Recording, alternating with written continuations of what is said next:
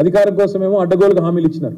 నోటికొచ్చిన హామీలు 420 హామీలు, ఒకటి రెండు కాదు, 420 420 హామీలు, బ్రహ్మాండమైన హామీలు, ఒకటి రెండు కాదు ఇచ్చి ఆల్రెడీ ఎత్తగొట్టే పని మొదలు పెట్టినారు.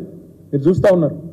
ఎన్నికల వాగ్దానాలను నీటిలో కలపడానికి శ్వేతపత్రాల పేట డైవర్షన్ డ్రామాలు, ల్యాండ్ క్రూజర్లు అని చెప్పి ఒక కథలు పుట్టించి అదేదో కేసీఆర్ గారు సొంతానికి కొనుక్కొని దాచిపెట్టినట్టు ప్రభుత్వానికి, ఇక్కడ ఉండే పనిచేసే మంత్రులకి, ఇక్కడ ఉండే వారి భద్రత కోసం తెచ్చి విజయవాడలో వాటికి బుల్లెట్ ప్రూఫ్ అద్దాలు దొడికిచ్చి దాన్ని పంపితే అదేదో విజయవాడలో దాచిపెట్టిండు అని మాట సిల్లిగా మాట్లాడడం.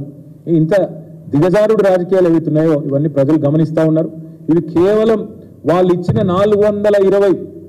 420 హామీలను ఎగేసేటందుకే ఈ డైవర్షన్ డ్రామాలు ఆడుతున్నారని తెలంగాణ ప్రజలు పూర్తి స్థాయిలో ఇవాళ అభిప్రాయం కూడా వస్తూ ఉన్నారు.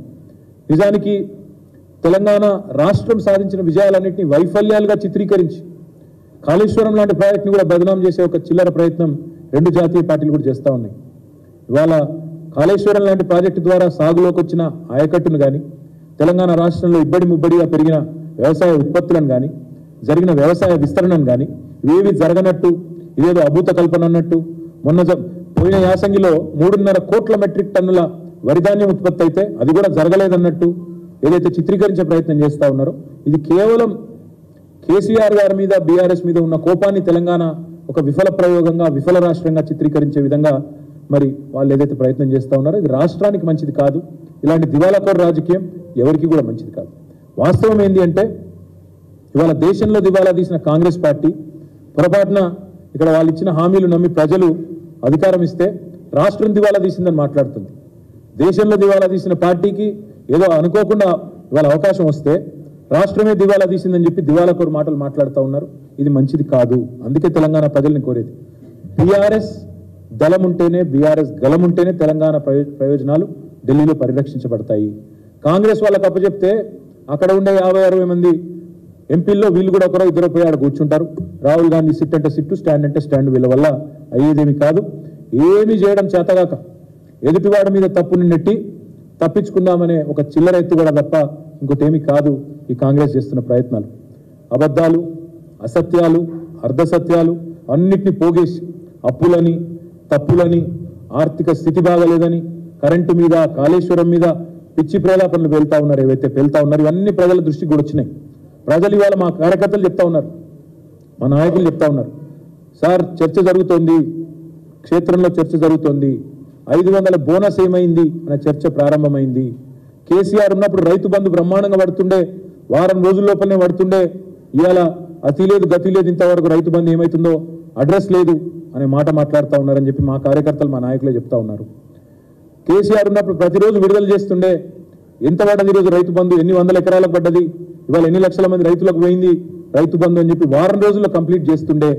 వీళ్ళు వచ్చిన తర్వాత ఆ ముఖ్యమంత్రి గారు మాట్లాడే మాటలు వింటుంటే ప్రజలు నవ్వుకుంటున్నారు అనే మాట కూడా మా నాయకులు, కార్యకర్తలు చెప్తా ఉన్నారు.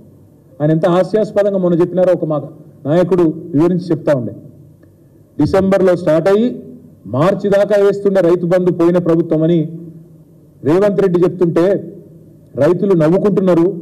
ఎందుకంటే 12 సార్లు, ఒకసారి కాదు 2 సార్లు కాదు, 12 సార్లు వారం రోజుల్లోనే 7,000 కోట్లు జమ చేసిన నాయకుడు కేసీఆర్ గారు రైతుల ఖాతాల్లో. అట్లాంటి కేసీఆర్ గారి గురించి చిల్లరమల్లర మాటలు మాట్లాడితే ముఖ్యమంత్రి స్థాయి వ్యక్తి ప్రజలు ఏమనుకుంటారు, రైతులు నవ్వుకుంటారన్న సోయి లేకుండా మాట్లాడితే, ప్రజలకు వాస్తవాలు తెలుసు అన్న విషయాన్ని కూడా విస్మరిస్తే ఎట్లా అని చెప్పి మా నాయకులు, కార్యకర్తలు ఇవాళ ఆదిలాబాద్ నుంచి వచ్చిన వాళ్ళే ఈరోజు చెప్తా ఉన్నారు. సొంత రాష్ట్ర పరపతిని తగ్గించే విధంగా, ఇవాళ పలుకుబడిని పలచన చేసే విధంగా వితండవాదాలు, వింత వాదనలు, పనికిమాలిన అంశాలు తెర మీదకి తీసుకొచ్చి అదేదో జరిగిపోయింది, తప్పు జరిగినట్టు ల్యాండ్ క్రూజర్లని పనికిమాలిన మాటలు మాట్లాడి ఇవాళ చేయాల్సినవి చేయకుండా తెలంగాణ బ్రాండ్ ఇమేజ్ దెబ్బతీసే ప్రయత్నం ఏదైతే కాంగ్రెస్ చేస్తున్నదో దాన్ని బట్టి అర్థం చేసుకోవచ్చు వాళ్ళ రాజకీయ ఆలోచన ఎంత వికృతమైందో. అవసరమైతే స్వప్రయోజనాల కోసం, రాజకీయ ప్రయోజనం కోసం తెలంగాణ బ్రాండ్ ఇమేజ్ని కూడా దెబ్బతీసే ప్రయత్నం ఏదైతే వాళ్ళు చేస్తున్నారో, వాళ్ళు ఒకటే అనుకుంటున్నారు కాంగ్రెస్ వాళ్ళు, అబద్ధాలనే అస్త్రంగా వాడుకుని ఎన్నికలు గెలిచినాం, మళ్ళీ అదే అబద్ధాలతో డైవర్షన్ టాక్టిక్స్తో పరిపాలన కూడా నెట్టుకొస్తాం, ప్రజలు మర్చిపోతారేమో అనుకుంటున్నారు. మేము మాత్రం మర్చిపోనీయం ప్రజలను.